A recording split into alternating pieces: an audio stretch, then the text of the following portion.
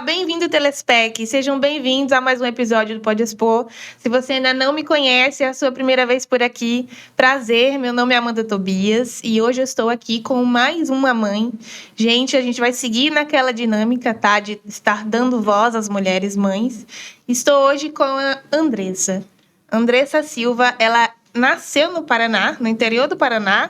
Ela é nutricionista de formação e está aqui em São Paulo há 3 anos. O que acontece, gente? A Andressa começou a acumular alguns seguidores e a história dela começou a ganhar força depois que ela começou a expor ali a vivência dela, né? A turbulência que ela está vivendo depois do final do relacionamento, né, com o ex. A Andressa alega que perdeu a guarda do filho injustamente há mais ou menos 2 anos. Há mais de 2 anos, na verdade, né, Andressa? 2 anos agora. Tudo bem. E a gente vai entender toda essa história hoje, assim, desde o começo, né? A gente vai entender tudo o que aconteceu, vai te ouvir. Seja bem-vinda. Obrigada. Tá mais tranquila agora? Ela tá um pouquinho nervosa. Então, Andressa, o que tá acontecendo? Me conta. Então, eu morava em Florianópolis. Faz um brief primeiro. Onde você tá hoje? Assim, o que tá acontecendo no sentido bem resumido? E depois a gente começa a história, tá bom? É que assim, eu fiquei grávida morando lá, né? E era um relacionamento à distância. A gente ficava algumas vezes, era um relacionamento mais superficial. Ele é paulistano. E aí, com essa gravidez, acabou me convidando a morar aqui em São Paulo. Eu mudei pra cá em 2020. Chegando aqui, eu me deparei com o preconceito de classes, outros valores. Então, tiveram várias incompatibilidades entre mim e a família. E não era o que a gente esperava, porque eu mudei pra cá pra meu filho crescer perto do pai, perto da mãe, a gente poder criar juntos. E devido a várias discussões, incompatibilidades, muitas discussões, ele acabou entrando com processo de guarda em 2021. E a gente acabou passando aí por um estudo psicossocial, que é natural em processos de guarda. E aí eu fui laudada por um médico, um perito indicado pelo juiz. Né? Eu fui laudada, foi uma perícia de 30 minutos, que me laudou com um diagnóstico de psicopatia. Sem nenhum teste, sem nenhum exame, pouquíssimas perguntas, não teve um estudo sobre a minha vida pregressa, minha vida profissional, amorosa, nada disso. E devido a esse laudo, ele pediu aí, então, um liminar, né? Fez um pedido, uma antecipação de tutela e acabou que inverteu a guarda. 4 meses depois do início do processo, meu filho tinha 1 ano e 5 meses, sempre morou comigo, nunca teve nenhuma ocorrência. E aí o nosso tempo foi drasticamente reduzido, né? A criança que sempre morou e dormiu com a mãe, ainda era amamentado, passou a morar com o pai e eu passei a ter visitas supervisionadas. E hoje tá assim? Supervisionada. Ainda assim. Uhum. Então, vamos lá, vamos entender isso desde o começo. Vou começar ali onde vocês se conheceram, pra gente criar uma linha do tempo e seguir, né, até como tá hoje. Antes da gente começar, só vou pedir pra você que tá aí em casa, você do YouTube, você do Spotify, por favor, deixe o seu like. Isso é muito importante, que você deixe o like, que você se inscreva. A gente sempre tá falando isso, mas é muito importante pra dar visibilidade à história, né, dela, que precisa que isso ganhe visibilidade, e pra que eu continue também com esse trabalho aqui, dando voz às mulheres, né? Que é muito importante nos tempos de hoje.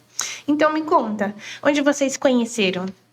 Então, a gente era bem festeiro, né? Baladeiro. A gente se conheceu em festas lá em Florianópolis, onde eu morava. E ele alugava uma casa com amigos lá. Então, até quando eu conheci ele, eu achava que ele residia lá, porque ele estava sempre lá. Todo final de semana, feriado, passava férias lá. E a gente acabou se relacionando lá. Você era do interior do Paraná, mas nessa época você estava em Florianópolis. Eu nasci no interior do Paraná, fiz faculdade em Curitiba e depois tive uma proposta de emprego em Florianópolis e mudei para Florianópolis em 2016. E nas baladas? Eu conheci ele em festas, assim. Floripa é bem famosa pelas festas. E eu conheci ele mais ou menos ali na metade de 2018. E como que ele era? Ele era jovem, inconsequente, ele era bem mulherengo. Então, como eu falei, sempre foi um relacionamento superficial. A gente ficou algumas vezes, a gente nunca chegou a namorar. Quando ele voltava para São Paulo, a gente não tinha contato, era sempre casual. Eu ia para lá, encontrava ele em festas e a gente acabava ficando. Quando que isso começou a se tornar, assim, um relacionamento mais sério? A gente não teve um relacionamento sério. Não chegou a Não. se relacionar? A questão de proximidade mesmo, ela veio com a gravidez. Aí, quando eu descubro a gravidez em outubro de 2019, aí que a gente começa a ter uma relação mais próxima, de conversar todos os dias e discutir essa relação devido à gravidez. Mas o relacionamento sempre foi superficial mesmo. Ele chegou a se relacionar com alguém nesse tempo? Não. Ele falou pra mim que ele nunca namorou sério, que ele nunca teve uma namorada.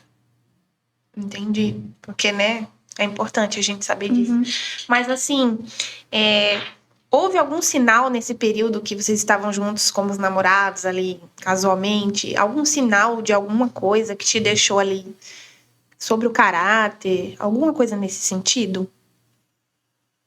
Bom, ele era mulherengo, como eu falei, né? Não se importava muito se a gente, por exemplo, a gente estava junto hoje, amanhã ele estava com outro. Isso já aconteceu algumas vezes. Então, aparentemente, ele ia pra lá simplesmente pra curtir, aproveitar, sem se importar com nada disso.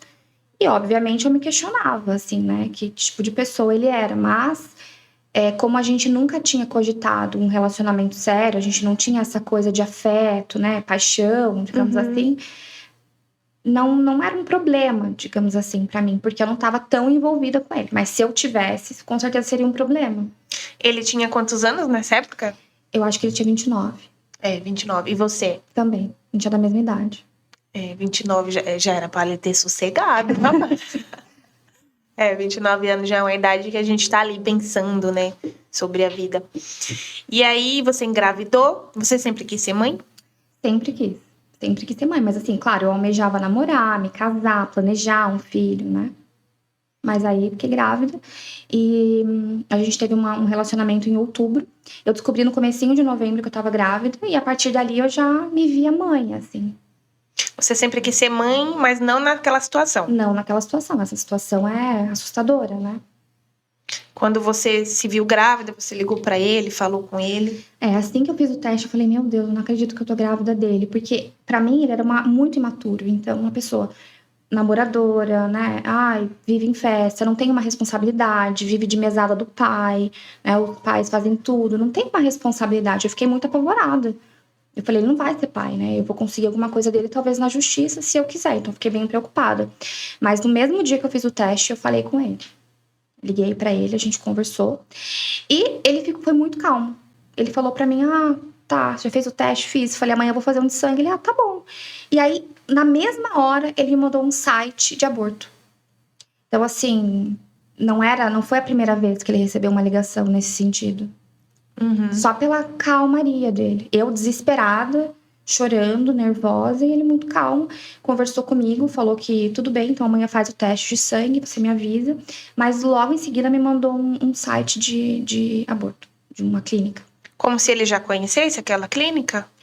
Acho que já, provavelmente. Ele até comentou comigo que ele já tinha passado por situações parecidas 2 outras vezes. Ele resolveu. Você negou? Neguei. Né? Eu tenho meus valores, meus princípios, então, assim, sempre fui contra aborto e neguei. E a gente se desentendeu bastante nessa época, porque ele insistiu muito, foram vários meses de desentendimento. E só no momento que ele viu que realmente não dava mais pra fazer, que ele ia ser pai, que ia nascer uma criança, que ele começou a ter a postura mais de pai. Com o passar dos meses? Lá pelo 6º mês, que ele contou pra família. Ele contou pra família bem tarde, assim. Primeiro ele contou pras irmãs, depois pros pais. E quando ele teve esse respaldo da família, que os pais falaram, não, tudo bem, a gente vai te ajudar, a gente vai te apoiar. Eu acho que aí ele ficou mais tranquilo. E aí ele passou a ter essa postura mais de pai, de querer participar, perguntar se estava tudo bem. E aí a gente começou a falar diariamente, assim. E foi a partir daí, dessa comunicação dele com os pais, que veio o convite para que eu mudasse para São Paulo. Você já estava com meses? Tava com quase 7 meses. Como meu pai estava doente, o que eu fiz? Eu saí de Florianópolis, né? A gente estava no auge de uma pandemia, eu trabalhava num hospital, então eu saí do hospital, estava de licença. E eu fui para casa dos meus pais, lá no interior do Paraná. E aí eu ia ter o bebê lá. Eu fiquei 2 meses lá com meu pai, mas aí começou os convites, tanto dele, da mãe dele, das irmãs, para que eu mudasse para São Paulo. Que não ia me faltar nada, que ele ia alugar um apartamento, que a gente ia se dar bem, que eu já fazia parte da família. E sempre falando assim, a criança vai crescer com os dois, é muito melhor ter pai e mãe próximo. E foi isso que me convenceu a mudar. Porque, assim, eu tive pai e mãe, os dois maravilhosos. Então, eu sabia da importância de ter o pai e a mãe próximo. Eu acreditei muito nessa boa vontade e nessa história, em sermos uma família, assim, não, mesmo não juntos, mas do filho ter os dois próximos. Eu mudei pra cá, acabei mudando em 2020. Você acreditou que, de fato, aquele rapaz, baladeiro e tudo mais, poderia, sim, depois da chegada de um filho, te proporcionar ali uma família? Poderia, acreditei. Não que ele fosse mudar radicalmente a vida dele. Ele poderia continuar saindo, mas não naquele mesmo ritmo, né? Porque ele estava se mostrando preocupado com a gravidez, né? Ele alugou um apartamento. Então, é assim, ele estava fazendo um papel de pai presente também. Ele estava fazendo por merecer ter o filho próximo a ele. Porque ele poderia ter me deixado lá no interior e pagado uma pensão.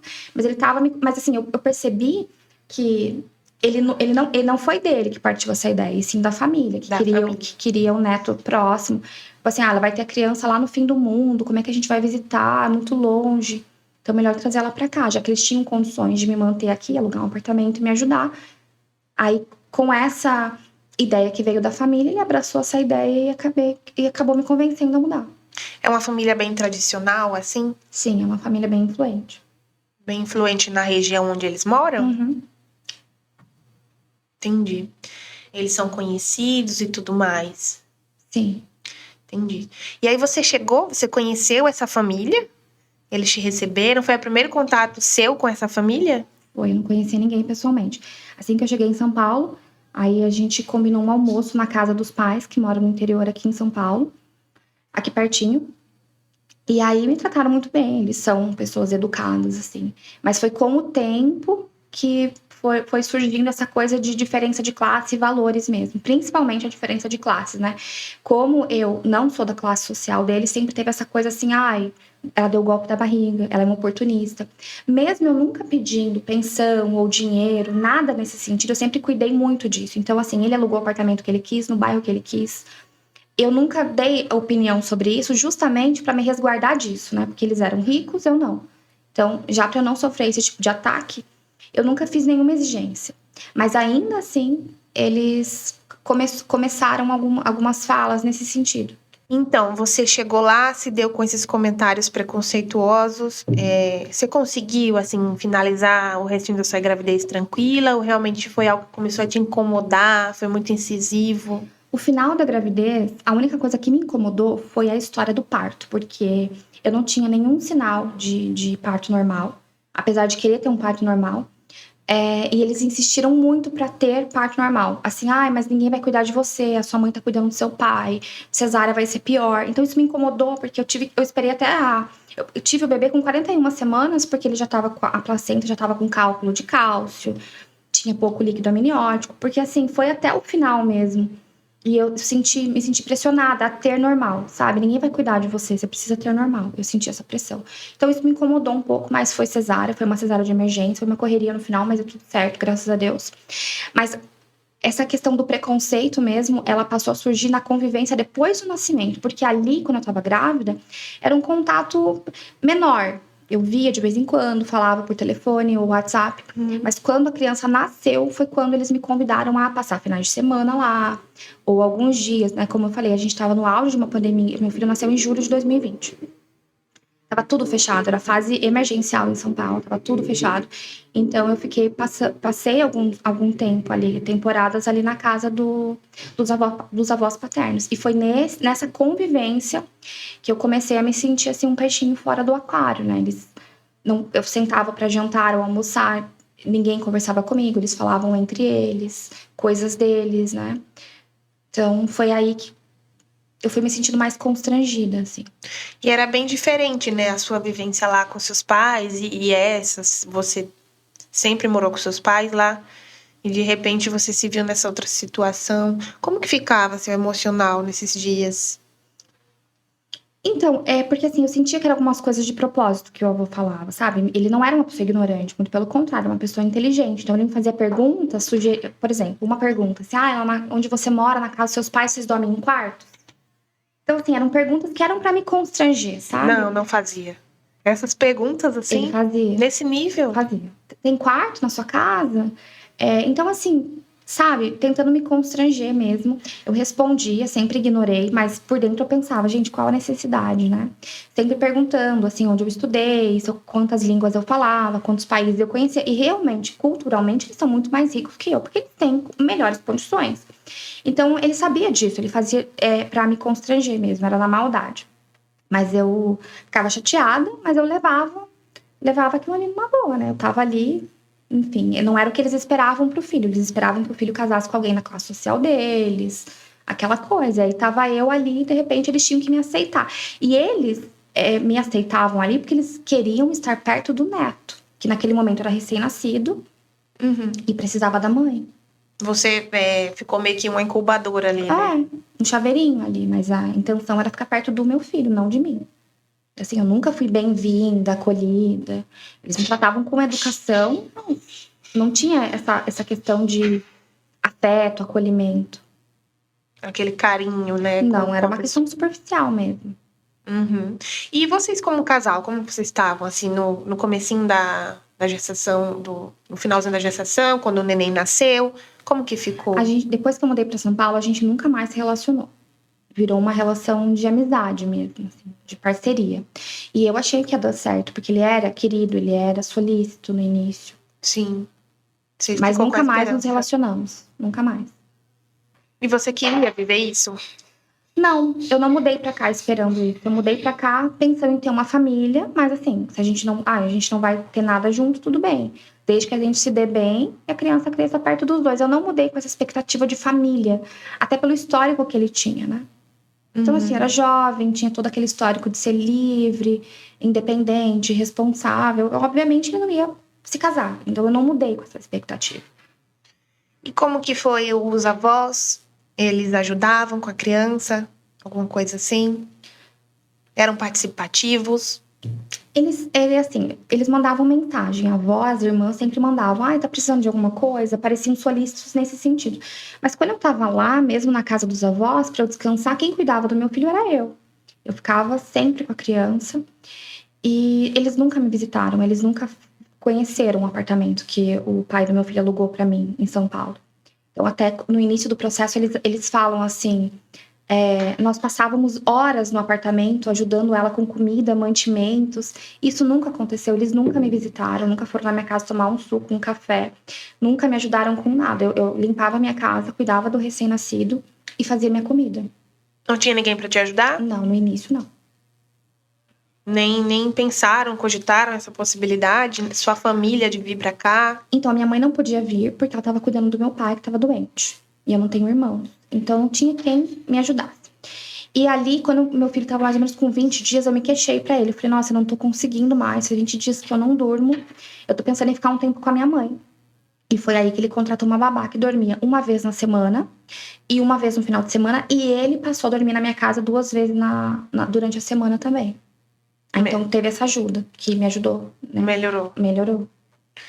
E essas brigas, essas discussões entre vocês, como que acontecia isso?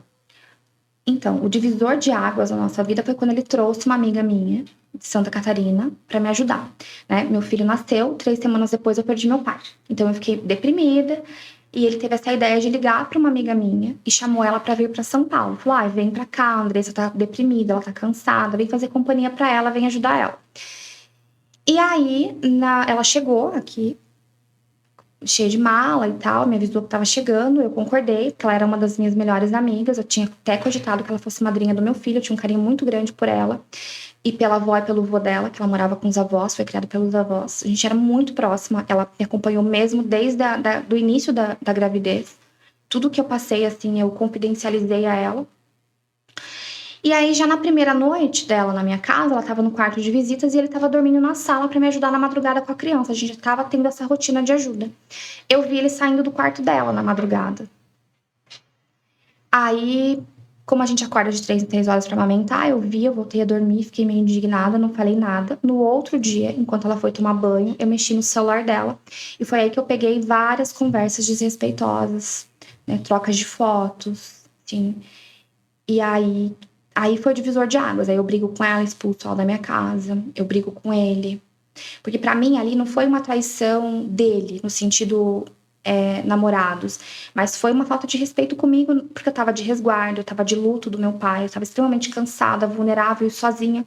E eu tava contando tudo isso pra ele, eu tava me abrindo com ele, ele sabia da minha vulnerabilidade mesmo naquele momento, assim. E ele, por ter dinheiro, ele poderia ficar com qualquer outra mulher na casa dele, num hotel. Então, assim, dentro da minha casa, assim, pra mim foi o auge. Sua amiga e ele, você ficou muito brava, obviamente. Fiquei revoltada. Pra mim foi inacreditável, assim. Eu comecei a ler as conversas deles e eu não consegui nem terminar, assim, porque era muito baixo. Você bateu, você xingou? Quando ela saiu do banho, eu falei: o que é isso aqui? Me conta agora. Aí ela já começou a tremer, começou a chorar, não conseguiu me explicar direito. Ela só falou assim: ele me ligou pra eu vir te ajudar. Eu falei: ah, que ajuda, né? E sim, aí a gente entra em vias de fato mesmo. A gente se estapeia dentro do apartamento. Você brigando com ela, trocando tapa, ele não tava? Ele não tava. Tinha ido embora de manhã. Ele acordou, sei lá, umas 7 da manhã, foi embora. E aí, umas 9, isso deve ter acontecido umas 9 da manhã. Aí eu ligo pra ele e falo: olha, eu já sei de tudo, vem pra cá e busca ela. E ela foi arrumar as coisas dela. Tinha uma funcionária na minha casa nessa hora, que estava com a criança, que estava dormindo. Ela ficou olhando a criança, tentou interferir na briga, claro. E aí eu saí de casa, eu peguei meu filho e fui para um shopping do lado até que eles saíssem da minha casa. Aí eu volto, quando eu volto eles estão no hall de entrada. Aí tem uma nova discussão ali, porque eu tento passar por eles, entrar no elevador, ele não deixa, ele fica tentando me impedir. Aí tem uma nova discussão. Aí é a primeira prova que ele tem para começar a minar a minha saúde mental no processo. Né? Olha que descontrolada, olha o que ela fez. Ela brigou com a amiga, ela bateu na amiga dela. Ele filmou essa briga ou ele pegou das câmeras? Ele pegou das câmeras. A briga mesmo, ela aconteceu dentro do meu apartamento, né? Quem viu foi só eu e essa amiga. Ex-amiga. Ele anexou, ex-amiga, enfática. Ele anexou no processo esse vídeo. Anexou. E ele explica por quê? Ele fala que eu tive um surto psicótico, que ele não tinha feito nada. Ele simplesmente trouxe uma amiga pra me ajudar e que eu criei toda essa situação de mensagens e fotos. Apesar de depois eu conseguir alguns prints até juntar no processo, ele nega. Ele fala que foi por ciúme, que simplesmente eu não fui mais correspondida por ele. E eu tive um surto com a minha amiga. Ele não fala que ele saiu do quarto dela, ele não fala que ele procurou ela na madrugada, que ele comprou a passagem. Ele fala que ele fez tudo isso na genuinidade de me ajudar. Então toda a situação foi montada por ele de uma forma que te fizesse a louca. Uhum. Ela já se arrependeu, ela fez várias declarações, juntou no processo, fez vídeos falando, até tem um vídeo dela no meu Instagram, que ela realmente se arrependeu do que ela fez. Mas ainda assim, na justiça eu sigo louca, porque... A sua ex-amiga já te procurou pra dizer que se arrependeu? Ela passou a me procurar dias depois disso, mas eu só consegui falar com ela uns 2 meses depois, porque eu fiquei muito chateada. Porque, assim, foi... Como a gente era muito amiga, eu deixar de... Além da traição, da falta de respeito, eu também senti falta dessa amizade, do vínculo que nós tínhamos, né? De conversar todos os dias, era uma rotina também. Então, eu não consegui falar com ela, eu fiquei muito revoltada. Mas depois de 2 meses, as coisas se acalmaram, ela contou a versão dela. E aí, a gente foi começando a se falar. Hoje, a gente conversa, mas assim, né, amizade e confiança, nunca mais. E ela não pode depor contra ele? Ela pode, ela já fez declarações, ela fez vídeo, a gente juntou declarações dela no processo. Mas a gente não teve audiência ainda. Se tiver, ela vai falar. E quais foram as outras situações que ele pegou pra tentar te deixar como louca? Eu vi uns vídeos, ela compartilha mesmo, tá, gente? Lá no Instagram. Eu vi uns vídeos que teve uma briga num prédio, tá? Acho que você, assim, um prédio lá no condomínio, aí tem, acho que os pais dele, né? Que são 2 senhores, estão lá. O que aconteceu ali? O que acontecia? Qual que eram as situações? Esse dia aí foi agora em março deste ano. E o meu filho estava doente. A guarda já tinha sido invertida, ele estava com uma febre alta. E ele me viu na quarta-feira. Aí eu devolvi o bebê, ele foi buscar e ele viajou. As pessoas me mandaram, falaram: o pai do seu filho tá aqui na Bahia. E eu já fiquei preocupada. Falei: nossa, meu filho tá com febre, sem o colo da mãe, quem é que tá cuidando dele? Os pais moram no interior, eu fiquei preocupada. E aí o genitor, ele me bloqueou. Eu fui lá pedir notícia, ele tinha me bloqueado. Por quê? Porque ele não estava aqui em São Paulo, ele não sabia o que estava acontecendo para me dar notícias. Então eu fiquei quinta, sexta, sábado, domingo, sem nenhuma notícia do meu filho. Na segunda, eu tinha visita. E quem levou o meu filho pra visita foi o motorista. Só o motorista. Eu falei, meu Deus, meu filho deve estar só com a babá e com o motorista. Tá sem os avós, tá sem o pai. E eu fiquei muito irritada e fiquei muito preocupada. E aí, na hora de buscar o meu filho de novo, foram os avós que foram pra buscar. Aí, tudo bem, eu saí ali pelo portão, eu cumprimentei e perguntei. Falei, gente, quem é que tá dormindo com meu filho? Ele tá doentinho. Foi o que bastou. Por quê? Eles não gostam que eu perguntem, que eu saiba, né? Porque, por exemplo, o pai quer a guarda, tá brigando pela guarda e de repente vive em festa. Vive viajando, fica 1 semana, 2 semanas, 15 dias fora. Poxa, isso não é legal para um pai que tá cuidando de um bebê que tá sem a mãe. Então, eu perguntei isso, foi o que bastou pro avô já falar assim, não, você não é mãe, você não tem que perguntar nada, não te interessa. E aí ele já veio pra cima de mim. Quando ele vem e pega no meu braço, eu me esquivo e não entrego a criança. Aí começa aquela confusão generalizada. Ele quebra o meu celular, ele me chama de várias coisas, vários xingamentos de baixo calão. Teve testemunhas da própria assistente terapêutica que estava junto, porteiro, taxista, vizinhos. Mas assim, quando você é rotulada no processo de louca, não importa nem as suas provas. Por quê? Naquela noite, essa briga foi assim, 18 horas. Ele entra um tempo depois com uma liminar dizendo que eu agredi os avós, que eu estava fora do controle, que eu agredi os avós e que eu não devolvia o meu filho. Sem o meu contraditório, a juíza defere isso e ele pede a suspensão das visitas. E aí eu perco o contato total com meu filho. Então a gente se explica depois, a gente fala que na verdade eu fui agredida, que o destempero veio da parte do avô paterno, que ele quebrou o meu celular. A gente pega as imagens das câmeras do prédio que demonstram que de fato ele estava destemperado. Eu quis devolver o meu filho, eu tento devolver pro motorista, eu falo pra avó pegar o meu filho, mas eu não consigo entregar, porque o porteiro, ele não sabia o que fazer, ele me prende entre os 2 portões, então eu não conseguia nem entrar e nem sair. Eu fico ali ouvindo toda aquela gritaria, meu filho também. Então a gente pede calma várias vezes, mas ele não para. E assim, impressionantemente, a juíza fala, realmente, ela agrediu os avós, então tá bom, então a gente vai suspendeu as minhas visitas totais. Eu passei 3 meses sem nenhum contato com meu filho, nenhum. O que você acha que tá acontecendo com esse judiciário? Eu acho que ele teve uma estratégia, apesar de suja, boa, sabe? Porque nem sempre você vence pelos meios honestos e ilícitos, né? Às vezes você é pelo meio ilícito. E ele foi minando a minha personalidade. Então, assim, teve violência psicológica, teve provocação. E cada reação que eu tive, eu era louca. Ele foi construindo essa historinha. E o judiciário comprou essa história. Então, hoje, para eu conseguir me fazer vista e ouvida, eu tive que ir para as redes sociais, porque realmente são 2 anos calada, brigando, mostrando provas, né? Depois que a juíza assistiu às câmeras de segurança, ela deveria ter retificado essa decisão dela. Não, realmente, o destempero veio do avô. Ela tá punindo não só a mim, mas o meu filho. Que está sem contato com a mãe, né? Sem contato com a mãe. Hoje nós temos um contato minúsculo, que são 3 horas mensais, que é 1h30 quinzenal. E o pai falta as visitas, não respeita, né? E como eu postei pedindo ajuda, aí houve retaliação, ele não levou na última visita. Então, assim, semana que vem vai fazer 1 mês que eu não tenho contato nenhum com meu filho. Como é que é isso pra você, Andressa? É horrível. É a pior coisa, assim. No início, hoje, parece que eu tô meio anestesiada disso. Mas ainda é insuportável se eu parar pra pensar nos detalhes. Eu não sei quem tá cuidando, eu não sei se tá comendo, a rotina, não sei se tá brincando, não sei se estão maltratando, se falam mal de mim. Às vezes podem falar que eu não estou com ele porque eu sou louca, porque eu não quero. Não é isso, sabe? Então, assim, é insuportável. E como que tá quando vocês se veem? Como que é quando vocês estão juntos nessas 3 horinhas?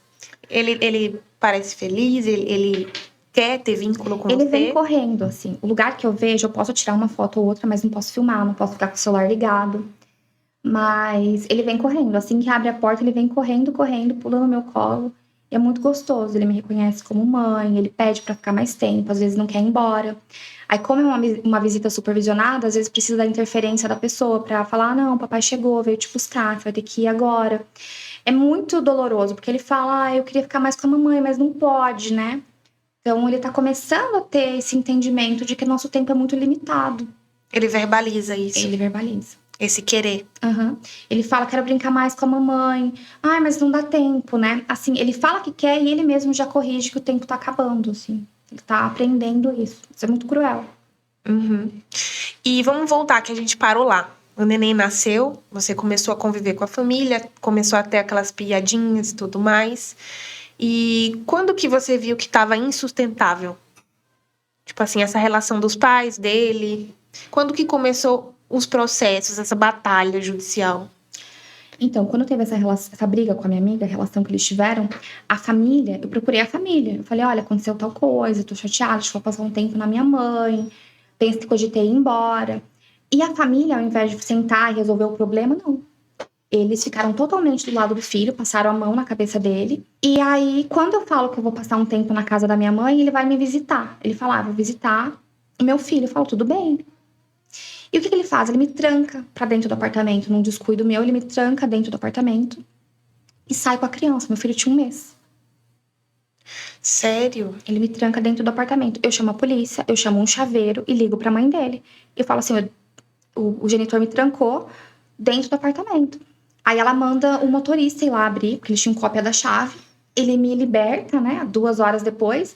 E eu vou direto pra casa dos avós, que era pertinho da minha casa. Eu vou lá e falo, gente, cadê o meu filho? Meu filho tem 1 mês, ele mama de 3 em 3 horas. Cadê o meu filho? Dali eu não saio mais. Eu fico 4 dias naquela casa. Eles me prendem na casa. E eu só saio de lá depois de assinar um acordo de guarda alternado. Então, assim, eles me coagiram a assinar o acordo. Eles falavam assim, não, você pode sair, você pode ir embora. Mas a criança você não leva. Isso é crime de coação. Como que eu ia deixar o meu filho naquela idade, com 1 mês ali, e ir embora? Eu nunca mais ia entrar naquela casa. Pra eu reaver o meu filho, eu teria que entrar na justiça. E aí eu tava com a minha mãe longe, meu pai tinha acabado de falecer, eu tava completamente sem dinheiro aqui, porque eu deixei meu emprego pra trás pra mudar pra São Paulo. Então, eles usaram essa vulnerabilidade minha contra mim. E isso logo depois da briga com essa minha amiga. Então, assim, eles resolveram do jeito deles. Vai ser do nosso jeito. E aí, eu fico 4 dias na casa, num quarto. Eu não tinha levado roupa, não tinha levado nada. Do jeito que eu fui atrás do meu filho, eu fiquei lá por 4 dias. Eu só saí 4 dias depois que eu assinei o acordo do jeito que eles queriam. Então foi um acordo que foi, assim, feito antes, já foi premeditado. Quando ela chegar, ela já vai assinar. Provavelmente eles pensaram nisso. Eles pensaram, sim, não, ela não pode sair daqui porque ela vai levar a criança embora de São Paulo. E aí eles começaram a formar esse acordo, a redigir esse acordo. E aí o acordo já compartilhava a guarda e dava as visitas pro pai e pernoites. Eu neguei, no primeiro mês eu falei, não tem como ele dormir com o pai, porque ele mama no peito. E aí eu consegui prolongar até o 6º mês. Aí com 6 meses ele passa a ter pernoites. E aí esse acordo já me deixa presa em São Paulo. A minha residência passa a ser fixa em São Paulo, a residência da criança passa a ser fixa em São Paulo. Então, assim, pra mim, o que faltou muito pra mim foi conhecimento jurídico. Porque eu tinha esse pensamento de, mãe não perde a guarda, só se realmente maltratar a criança, fazer mal, não alimentar, for negligente. Eu não era essa mãe. Então, se eu soubesse que isso acontecia, eu teria me precavido antes de mudar pra cá. Teria feito um acordo, já teria regulamentado a guarda. Eu confiei muito neles. E eles são de uma família jurídica, então eles tinham um conhecimento que eu não tinha. Você não pensou em nenhum momento, poxa, acho que isso é violência, coação, vou chamar um advogado para ver minha parte, ou a delegacia? Não, eu sabia que eles estavam me coagindo, mas era uma tortura, era uma violência psicológica tão grande, eu até postei o áudio da mãe dele, um dos áudios desse dia no meu Instagram, porque era tão grande, ela falava assim pra mim, você perdeu seu pai, a sua mãe não vem pra cá, você não tem amigos aqui, você tá sem dinheiro, quem é que vai te ajudar? Né? E o pai dele falava assim, me chamava de gentinha de Telêmaco Borba, porque Telêmaco Borba é a cidade que eu nasci. Ele falava assim, aqui não é Telêmaco Borba, né? Então, assim, ele falava, eu vou ligar pro ministro da Justiça. Então, eu fui coagida, realmente, eu fiquei com medo. Eu falei, gente, eu posso perder o meu filho. Meu filho tem 1 mês, o que eu vou fazer? Mas teve uma amiga minha que me ajudou. Ela colocou um advogado pra me orientar sobre esse acordo no penúltimo dia, né? Dos 4 dias, ali nos 2 últimos, teve um advogado que falou, isso é cárcere, eu vou ajuizar uma ação de cárcere, tu vai sair daí com o seu filho. Mas eu falei pra ele, não, vamos fazer o acordo. Hoje eu vejo que eu devia ter feito tudo, mas saído da casa. Mas naquele momento, por medo mesmo, A mãe dele, que foi a mãe, eu conversava muito com a mãe todos os dias. Ela conseguiu o que ela queria, que era me amedrontar. Eu fiquei apavorada. Por isso que eu assinei o acordo. Você chegou a temer pela sua vida em algum momento dentro Eu dessa fiquei com situação? muito medo. Eu falei, gente, eles vão me jogar da escada. Eu ouvi, né, o avô... Quando eu cheguei na casa procurando meu filho, o avô veio pra cima de mim. Ele me xingou, me injuriou, né? Assim, teve vários ataques xenofóbicos. E rasgou minha camiseta, me empurrou. A mãe dele entrou na frente. E aí eu vejo que ele liga pra... Eu tava sentada, que nem a gente tá aqui com a avó. E ele liga e fala assim, quando ele chegar com a criança, empurra ela da varanda. Que eu vou estar filmando, vai parecer que ela quer jogar a criança. Quando eu ouvi isso, eu falei, gente, eles são capazes de tudo.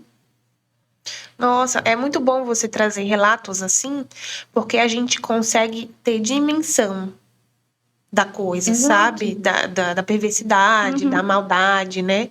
Porque quando você fala assim, eles eram assim, acho que a gente não consegue nem entender a que nível. Então, quando você relata detalhadamente assim situações, a gente consegue realmente falar assim, ter clareza do que E tá eu acontecendo. levei esse problema pra família, porque eu achei assim, a família vai sentar com a gente, olha o que a minha família faria, e vai resolver. Não, eles, assim, aumentaram muito mais a dimensão do problema, eles só pioraram toda a situação, que era uma coisa que eu poderia ter resolvido com o pai do meu filho. Houve a discussão com a minha amiga, mas isso ia passar. Uma hora ou outra a gente ia se acertar, porque somos pai e mãe, né? Mas a partir do momento que ele levou isso pra família, as coisas pioraram muito. Então, quando eu ouvi isso, que ele falou, empurra ela da varanda, que eu vou estar filmando e vai parecer que ela vai jogar a criança, ali eu vi que eles estavam armando para o que importava para eles era o meu filho. A posse, a propriedade, que eles viam meu filho como posse e propriedade, e não o meu maternar.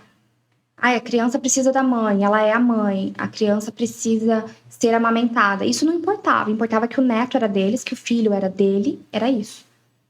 Sofrimento para criança também, né? Porque claro, mas eles nunca pensaram na criança. Eles até não os têm 3 meses a criança não entende que ela é outro ser. Até os 3 meses ela não tem esse conhecimento. Imagina.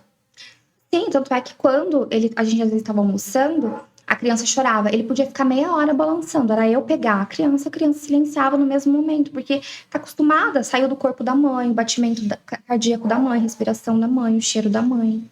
O cheiro, né? É muito forte. É uma forte, necessidade, E, nossa, difícil, né? Você amamentando ali, o peito enchendo, aquela agonia, aquela dinâmica. Não, e ela não queria me passar a criança. Ela falava, não, você não vai amamentar, você não vai dormir com a criança. Foi uma briga cruel para conseguir amamentar o meu filho nessa casa e dormir, pernoitar com o meu filho. O recém-nascido. Eles queriam levar para dormir outro com eles, né? Com eles. Ali eles já falavam, você teve um momento de descontrole, você agrediu sua amiga, você não pode dormir com a criança. E ela me fez ainda pedir desculpa pro filho dela, porque ela falou, pede desculpa pra ele pelo que você fez. E eu tive que fazer isso. Eu falei, me desculpa, eu realmente me descontrolei. Eu passei dos limites. Você errou, mas a minha reação foi errada. E claro que foi, né? Nada justifica eu ter me estapeado com a minha amiga. Mas assim, ele também me devia desculpas. Então eles se colocaram assim, eles colocaram o filho como uma vítima que trouxe a amiga pra me ajudar e que eu criei uma situação. Ali eles já falaram assim, você deve ser esquizofrênica, você inventou isso, você criou essa situação. Ali já começaram a minar a minha saúde mental. E aí, com o passar do tempo, a gente nunca mais teve essa confiança um no outro. E a dinâmica vivendo ali com a criança, com essa situação toda, se surtar tá bem compreendido, né? Porque é complicado, né? E quando que chegou o fato de, pronto, agora você é psicopata e você não tem mais direito a viver com seu filho? Ele pegou meu filho um dia pra visita e não devolveu no domingo. Aí eu entro em contato, eu falo, cadê vocês? E aí ele passa o telefone da advogada. Ele fala, procura um advogado e esse é o meu telefone, é o telefone da minha advogada. E aí eu descubro que já existia um processo de guarda. Eu não sabia. Foi assim que eu descobri. E ele fica com meu filho mais de uma semana. Eu não tenho advogado. E ele fala assim, eu só vou devolver a criança se você se der por citada no processo. Então, assim, eu não tinha lido os autos. Eu sequer tinha advogado. Mas eu me dei por citada, por desespero. Porque ele ia ficar com meu filho até uma busca e apreensão, algo assim. E ele pede liminares de guarda. 3 são negados. Porque a juíza fala, a criança mora 1 ano e 5 meses com a mãe. Nunca aconteceu nada. Eu não tenho por que inverter a guarda assim. E qualquer coisa era motivo. A criança estava com um arranhado porque estava engatinhando, a criança se machuca. Sim. Ele pedia uma liminar de guarda. A babá se demitia porque não aguentava mais a transitar entre as duas casas e ficar no meio de um processo. A culpa era minha e ele pedia guarda. Sempre negado. Até que a gente passou pelo estudo social e veio esse tiro nas minhas costas, que foi o laudo de psicopata. A gente descobriu um vínculo, né? Quando você passa por um estudo social do juízo, você contrata assistente técnico. Então, você pode contratar um assistente técnico psicólogo, psiquiatra, ele contrata. E aí tem esse vínculo do assistente técnico com a advogada, com o perito, né? O pai também tem um vínculo com o perito, trabalharam um tempo no mesmo lugar. Então, a gente consegue comprovar isso, mas acaba que, assim, para o juiz é o seguinte, o perito é de confiança do juízo, ponto, acabou, você está sentenciado. E aí vem um laudo de psicopata dizendo assim, que eu nunca fiz mal à criança, mas por eu não ter sentimentos humanos, eu posso fazer a qualquer momento. E aí invertem drasticamente a minha guarda e a minha convivência com meu filho. Eu passo a ver meu filho 2 horas na quarta e 2 horas no sábado, na casa dele. Você foi lá para fazer o estudo, você nem imaginava o que estava para acontecer? Eu achava que ele nunca ia ganhar esse processo. Meu advogado falou, não, ele faz uma inicial bem agressiva, ruim, mas isso acontece, em processos de guarda é assim, os pais se odeiam, mentem, aumentam muita coisa, dá pra desmentir, você sempre foi uma boa mãe, a criança tá bem. Então eu fui tranquila, eu falei, tá, não é uma consulta, é uma perícia, mas não tem como ele ganhar, porque eu não tenho nenhum problema, nunca tive problema profissional, em relacionamento, a minha vida pregressa é boa, não tem grandes acontecimentos nesse sentido, né? Uhum. Então eu fui tranquila. Mas depois da primeira perícia, com a agressividade do médico, o jeito que ele me tratou, eu comecei a ficar preocupada. Foram quantas perícias que você fez? Uma só? De quanto tempo? Eu acho que eu fiquei ali no máximo 40 minutos. 30 minutos, 40 minutos com o médico. Ele me fez mais 6 perguntas. Né? Ele foi extremamente arrogante, mal educado. Ele mal olhou pra minha cara. Fumou um cigarro no meio da perícia. Passou 2 vezes café, né? Ele... e fez perguntas relacionadas ao processo, na história que o genitor contava no processo. Ele perguntou sobre a sua infância? Não. Ele aplicou algum teste? Nenhum teste, nenhum exame. Nada. E as perguntas eram de que cunho? Da justiça, tá? Só sobre o processo. As acusações do pai, né? Por que eu agredi minha amiga? O que tinha acontecido? Né, se eu era ressentida por não ter um relacionamento com ele. Porque aí eu fui pintada, fui desenhada de ressentida, vingativa, que não se conformou por não ter um relacionamento com o pai. Como se ele não quisesse. Como se eu quisesse e tava fazendo isso tudo por raiva. Uhum. Então, ele fez perguntas nesse sentido. Você respondeu, tudo bem, saiu, acabou. Uhum. Quando que você pegou esse laudo e viu tudo? Pois é, ele viu que eu era tão louca e perigosa, ele protocola o laudo no processo 3 meses depois. E aí, assim, o que acontece? A juíza saiu, entrou um juiz substituto. Um dia depois, o perito coloca o laudo no processo. E no outro dia, eles pedem uma liminar de guarda. Então, esse juiz que entrou fazia 2 dias. É óbvio que ele não leu todo o processo. Não teve como. Então, ele deu a decisão com base no parecer da promotora, que ela só sugere, ela faz uma sugestão. Devido a esse novo cenário, esse diagnóstico da genitora, a gente inverte a guarda e ela passa a ver a criança pelo menos 2 horas nas quartas e 2 horas no sábado. E aí ele copia e cola. E aí começa todo esse massacre. Meu filho sai com o pai e nunca mais retornou. Você chegou a se despedir dele quando ele estava indo? Sim. A liminar, ela saiu numa quinta ou numa sexta. E eu pensei, aí eu liguei pro meu advogado, ele falou assim, olha, ele vai buscar a criança a qualquer momento. E tava com a minha mãe, todo mundo chorando, parecia assim um luto na minha casa. Eu e minha mãe chorando, a criança sem entender nada. E aí, assim, engraçado que nesse dia, enquanto eu esperava, porque eu vi que tinha uma liminar, eu esperava a decisão. Meu filho tava tirando a soneca da tarde, ele sempre acordava muito feliz, ele acordou gritando, ele acordou chorando, parecia que ele sentia que aquilo ali ia ser um divisor dos nossos caminhos, assim. Aí ele acorda, eu ainda falei pro meu advogado, ele acordou tão gritando que eu acho que a decisão vai ser negativa. E aí foi logo depois, assim, que ele acordou, meu advogado falou, infelizmente o promotor opinou pela inversão da guarda. E aí logo depois sai a decisão do juiz. E eu pensei, assim, o advogado falou, ele vai buscar a qualquer momento. E ele não buscou na quinta, ele não buscou na sexta, nem no sábado, nem no domingo. É por isso que eu falo, essa questão da preocupação de eu ser perigosa é só uma construção, uma estratégia dentro do processo. Porque se ele tivesse preocupado, ele ia na hora pegar a criança. Ele apareceu na terça, pegar o meu filho. Um dia de visita. E aí eu combino com ele, eu falo, a gente pode sentar pra conversar? E ele fala, não, primeiro eu vou pegar nosso filho, ele vai, busca. Então, assim, eu menti pra mim mesma. Eu falei, é só um dia de visita, como qualquer outro. Porque todas as terças ele pegava. Então, eu falei, é um dia de visita, amanhã na quarta ele vai devolver. Mas ele nunca mais trouxe pra ficar comigo. Então, eu me entreguei na terça, me despedi. A gente sai pra conversar mais tarde. E aí ele fala pra mim, em nenhum momento ele fala sobre perigo, sobre você é realmente uma psicopata. Ele fala assim, se você fizer tudo o que eu quiser, do jeito que eu quiser, se você não brigar, se você não ficar questionando as coisas, você vai ter seu filho de volta. Ele falou isso. Falou. E eu tento, por muito tempo eu tento ser amiga, eu tento ter essa proximidade. Mas assim, ele usava dos momentos das visitas pra me torturar. Eu chegava lá e falava assim, ai, quando que eu posso ver ele de novo? Não sei, vou pensar. Então, isso eu aguentava. Você aguenta uma vez, duas, três, de repente você não aguenta mais, e aí vira uma briga. E com as manifestações no processo, né, meu advogado me defendia, acabava que as defesas são um ataque um contra o outro. Isso também foi minando mais a nossa relação. E aí o problema só foi aumentando. E teve a oitiva do seu filho? Ele Não. chegou a ser ouvido? Não. Na época ele nem falava. Hoje ele fala, ele verbaliza. Mas na época ele nem falava, com 1 ano e 5 meses. É, muito pequenininho, O que né? a psicóloga do fórum fez foi ver a mãe junto com a criança e o pai junto com a criança.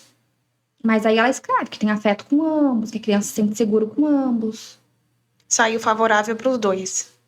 Sim. É porque a criança não precisa necessariamente falar, né? É, claro. Realmente, Ela se a viu criança é ali. coagida ou passa por alguma situação, né, ela já demonstra ali. É, mas os laudos, assim, aí da psicóloga e da assistente social, elas vêm depois do laudo do psiquiatra, dizendo que eu sou psicopata, e eles se baseiam nisso. A criança é recebida com amor e nas duas residências, mas aí tem um laudo, né, que aponta um suposto risco.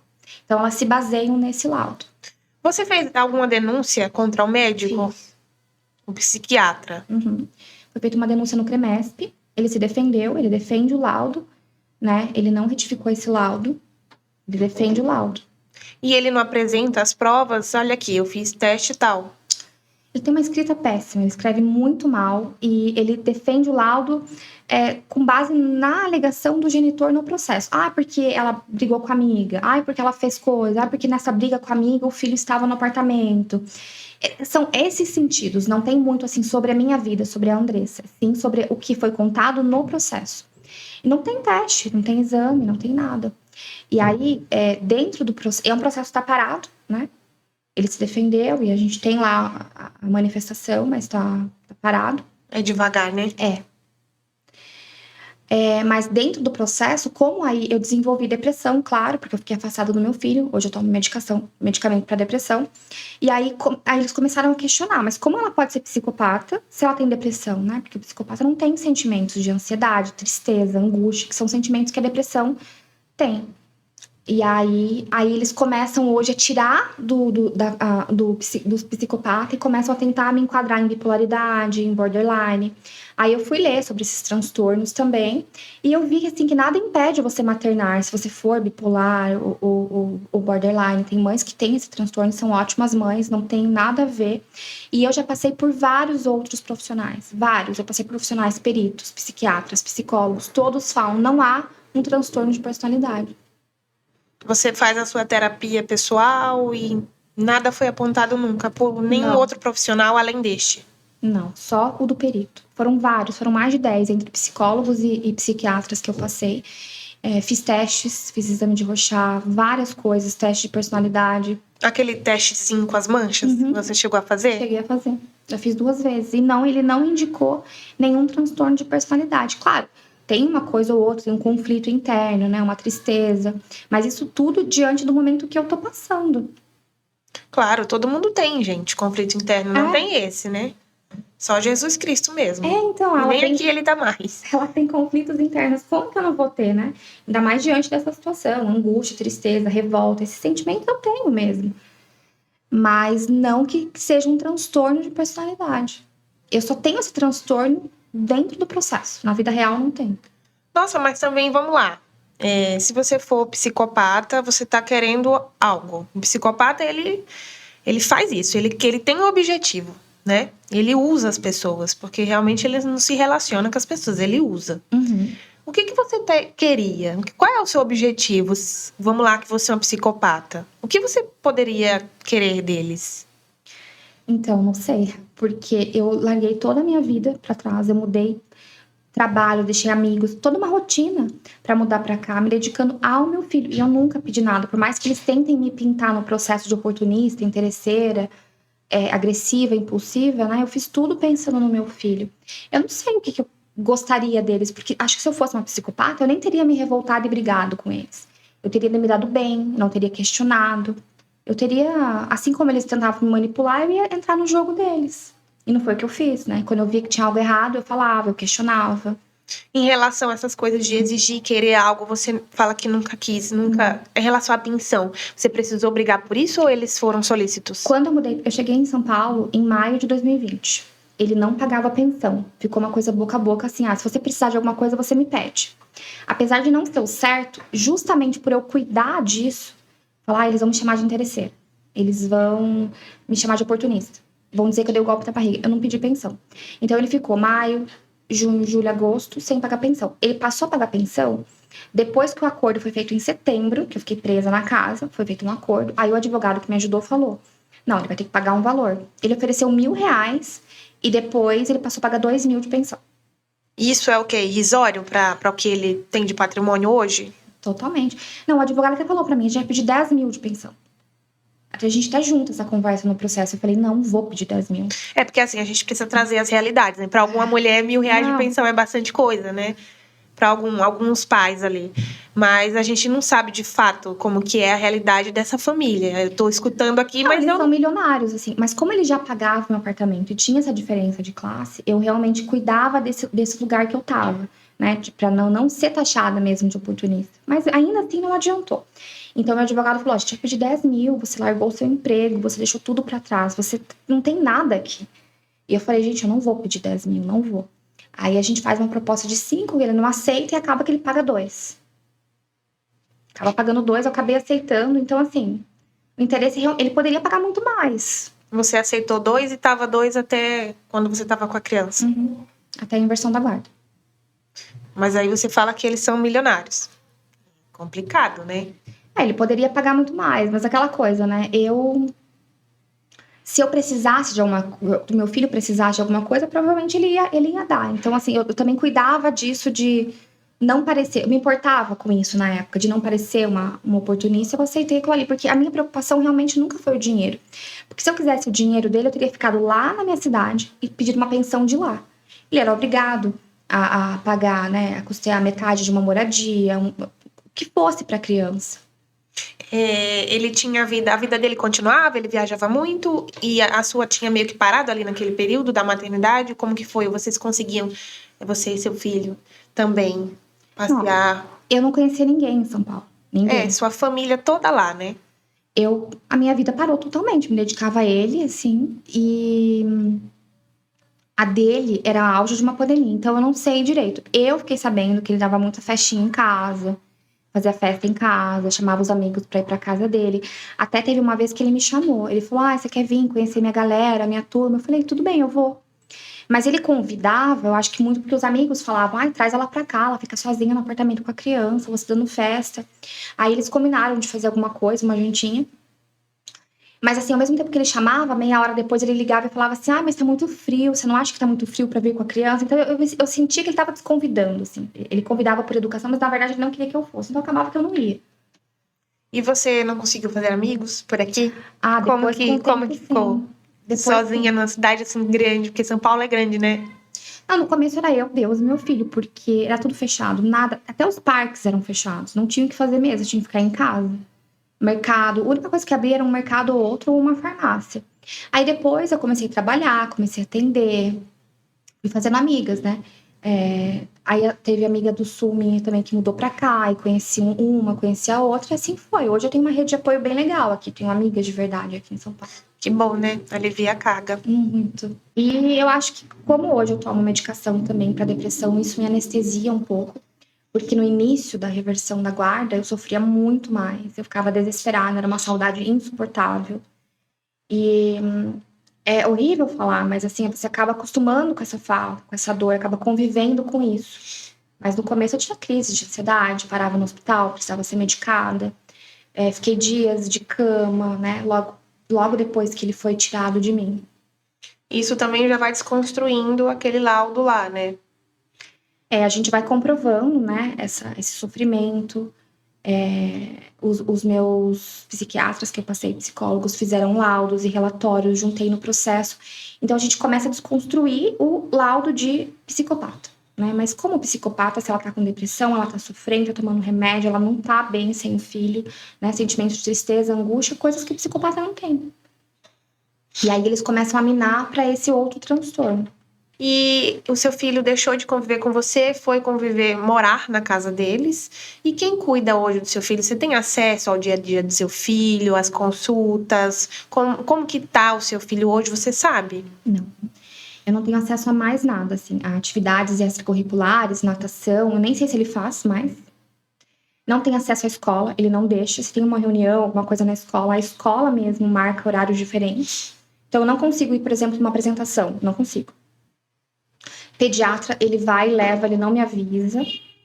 Eu só fico sabendo, às vezes, depois que ele já foi, aí eu peço como foi a consulta, por e-mail, mas ele não me conta, não me dá detalhes, não me avisa. E como eu falei, os avós paternos, eles moram aqui no interior de São Paulo. O pai reside sozinho, né, quer dizer, com o meu filho hoje, com o nosso filho, e ele tem 6 funcionários. Então, assim, ele tem a babá, ele tem motorista, ele tem segurança, faxineira, cozinheira. E eu sei, eu fico sabendo por amigos, às vezes que me contam informações assim que, por exemplo, o pai viajou, deixa com a babá ou com os avós, né? Tá no casamento, tá em festa, às vezes é folga da babá, eu já fiquei sabendo que ele deixa com outros funcionários, como a arrumadeira da casa, a cozinheira. Então, assim, meu filho podia estar com a mãe, dormindo com a mãe, mas por essa briga, esse ego, né, ele acaba deixando com terceiros que não dão amor nenhum, estão ali supervisionando, mas a criança fica dormindo com estranhos. De uma certa forma, com terceiros mesmo. Esse sofrimento prejudica também pro seu filho, né? Você acha que ele entende? Você acha que ele sofre? Eu acho que ele sofre, eu acho que ele sofreu muito, porque foi muito abrupto essa separação. Nas primeiras visitas, ele chorava muito, ele batia no pai quando eu ia me despedir, assim, né? Ele era bem pequenininho, um ano e meio, mas ele tinha essas reações. Esticava os bracinhos pra mim, aí fechava o portão na minha cara. Era muito cruel. Acho que meu filho sofreu, sim. Eu acho que isso ainda vai reverberar de uma forma bem negativa lá na frente. E eu acho, assim, que quanto mais tempo passar, pior vai ser, porque fica uma confusão da figura materna, né? Ele tem vó, tem babá, e tem o pai que tá sempre com ele, e a mãe que mora perto. A gente mora relativamente assim, é um bairro do lado do outro. E não tem mãe. A mãe não participa, a mãe não tá ali. E ele gosta de estar comigo, ele se sente seguro comigo, mas tem esse impedimento. Então, assim, eu não sei quando que ele vai começar realmente a entender esse afastamento, mas com certeza ele vai reverberar de forma negativa. Uhum.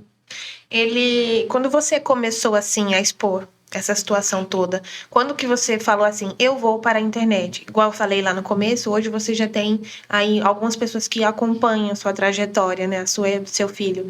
Como que você decidiu isso? Como que foi essa coisa do expor, do falar, de quebrar esse ciclo de silenciamento que você estava vivendo já há tanto tempo? Foi quando eu fui agredida pelos avós. E dentro do processo, eu fui sentenciada, digamos assim, que eu agredi os avós, que eu quebrei um celular. Sendo que naquela briga eu só fiz um simples questionamento. Porque eu já fazia um tempo que eu entendi que eu estava rotulada no processo, que eu precisava desconstruir a minha imagem. E eu vinha tentando desconstruir a minha imagem há mais de um ano.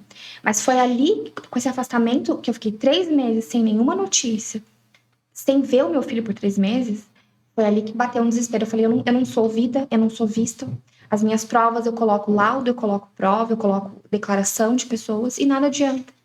E aí eu comecei a pedir ajuda nas redes sociais. E aí que foi que eu conheci pessoas que passam pela mesma situação, que são laudadas dessa forma.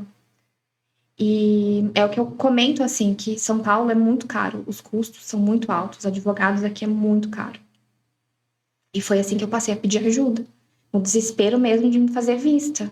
dentro da justiça. Que eles me ouçam, vejam, analisem, fiscalizem, né? Porque simplesmente assim, fui laudada, acabou, tô sentenciada. Como é que eu vou aceitar um diagnóstico de psicopatia? E isso não é só pro meu processo de guarda, que, claro, que o que mais importa na minha vida é o meu filho, mas assim, isso pode pesar num profissional, pra mim, em diversas coisas. Ninguém quer conviver com um psicopata, né? É um laudo muito forte. Total, né? Prejudica total várias áreas da sua vida, né? Esse Então é diagnóstico. inaceitável, não posso. Aí eu pedi uma junta médica, alguns peritos viram a história, me procuraram. E você foi pra internet? Como que você está sendo recebida hoje, assim, por esse público? Você consegue receber alguma ajuda? Assim, no sentido emocional? Emocional muito. Porque a gente acha que tá sempre sozinha, né? Será? Esse caso aqui aconteceu só comigo. E a gente Todo olha dia que tem não. uma mãe falando, passei por isso, aconteceu comigo. Né? Algumas têm finais felizes, outras nem tanto, algumas desistem. Outras falam, eu perdi a minha vida lutando, passei 7 anos na justiça. Você vê que é uma coisa muito morosa, demorada. Uhum. Mas assim, todos os dias sem mensagem é muito comum. É que a gente não sabe até cair nesse sistema, né? E ver que é esse imbróglio mesmo, mas isso acontece. A gente acha que realmente, nossa, é um absurdo que tá acontecendo e tal. E aí a gente tá ali naquela bolha, depois percebe que não, caramba, eu não sou única. Porque a gente trouxe até uma história chocante, semana retrasada, um episódio aqui, que a mulher falou que ela conheceu um estelionatário e era tudo muito estranho, a dinâmica da família, e depois ela descobriu que esse cara tinha um caso com a própria mãe. Meu Deus. Ela flagrou ele com a própria mãe. Então, você imagina, é uma coisa bem comum. Você não escuta falar por aí. Mas depois que ela começou a expor isso, assim, na internet, nossa, aí começou, eu também. O meu ex também. E a gente percebe que a gente não tá sozinha, né? E essa é a importância da fala. Por isso que eu priorizo muito que a gente fale, né? Para que a gente possa expandir e falar sobre o que tá acontecendo, né? É porque há um julgamento, assim, né? Eu também tinha um pensamento de mãe não perde a guarda. Muita gente pensa assim, não, mas alguma coisa ela tem que ter feito pra criança. E eu não fiz nada pra meu filho, né? Senão eu nem estaria me expondo. Realmente, assim, eu fui laudada. Isso acontece. As pessoas precisam saber que isso acontece, até mesmo pra se precaverem quando forem numa perícia, né? Porque é pra ser de confiança do juízo, mas o perito também, às vezes, não é imparcial, escolhe um lado, que foi o meu caso. Se precaverem quando forem e às vezes ficar tão atento aos sinais que nem precise chegar numa situação assim. Porque imagina, perder o convívio com os filhos. Caramba, é difícil. Olha como está acontecendo. Né? Perder a vida e tudo mais. Então, ó, o negócio é a gente estar ali atenta. Você para no tempo. Porque teve, né, bastante sinais para você também, né? Da família e tudo mais. Só que é muito delicado, né? Se eu imaginasse o pior cenário, assim, tudo deu errado. Se eu imaginasse o pior cenário, não seria esse. Eu não ia imaginar, nunca ia imaginar que eu estaria nessa situação, afastada do meu filho dessa maneira. Então, porque é uma coisa foi muito abrupto, muito forte. Um afastamento, assim, que não se vê, não é comum. Ele tinha 1 aninho e 5 meses quando se afastou de você. Sim. Um bebê já andava? Eu tava andando, começando a andar. Eu perdi, assim, o nascimento de alguns dentinhos. Eu perdi parte da escolinha, quando ele começou a ir pra escolinha. Eu perdi o desfraude, hoje ele não usa mais fralda. E eu não participei. Eu perdi ele deixou de usar a chupeta, né, que ele falava PP. Até hoje, assim, eu vou dormir, parece que às vezes eu escuto o barulhinho da chupeta que ele fazia. E é uma coisa que nunca mais vai voltar, porque ele já não usa mais, né? Quem paga isso, né? É um tempo que não vai voltar e não tem preço. Tudo que me tiraram, né? Injustamente, por um laudo, um suposto risco.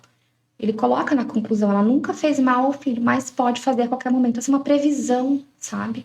O futuro não aconteceu ainda. Porque isso é muito importante pra gente que é mãe, né? Esses marcos da criança, a escolinha, o desfraude, os passinhos. Eu posso ter mais 5 filhos, mas com esse eu não participei, né? E quando a mamadeira também, né? Deixa de mamar na mamadeira, toma no copinho.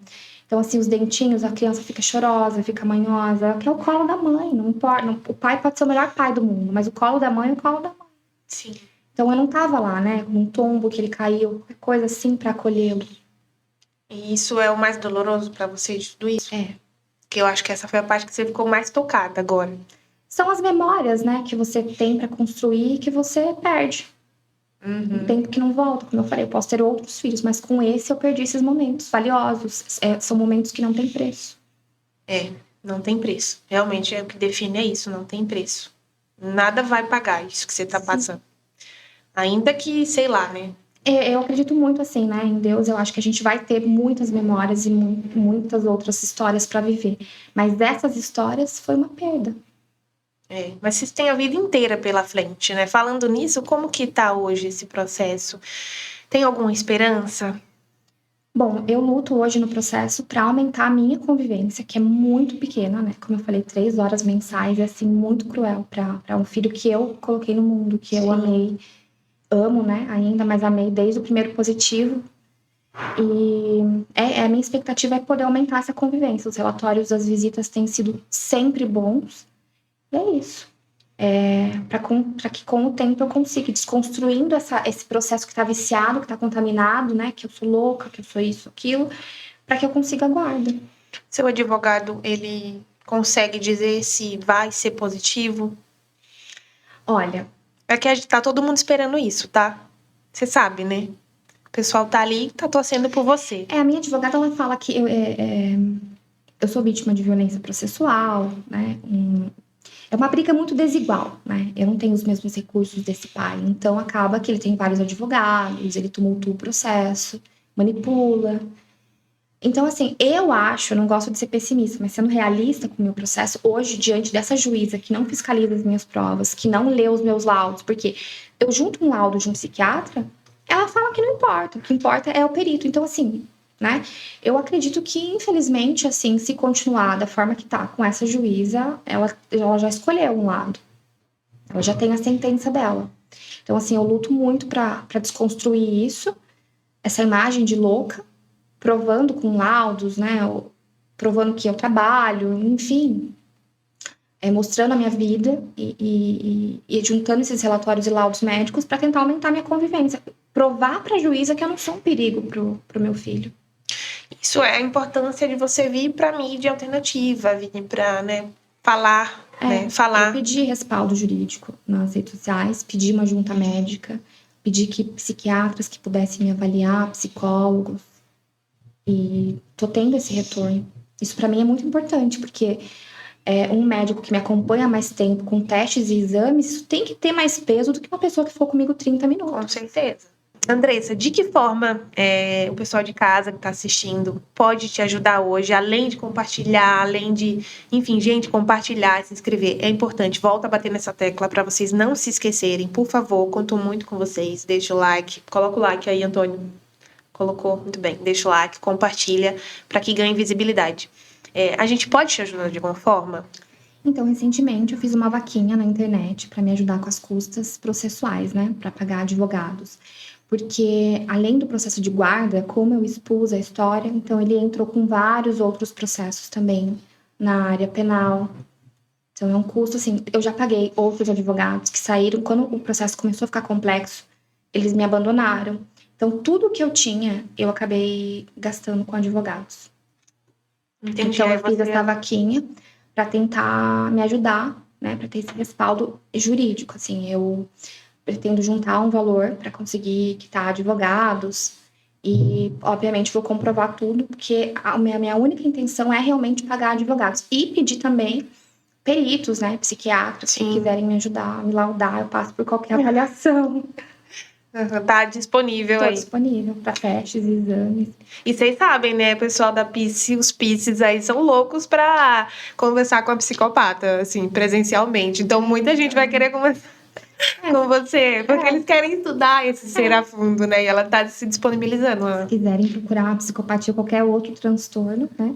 Você tá... Me estudar, eu tô disponível. Tá aberta. Que bom, isso é bom.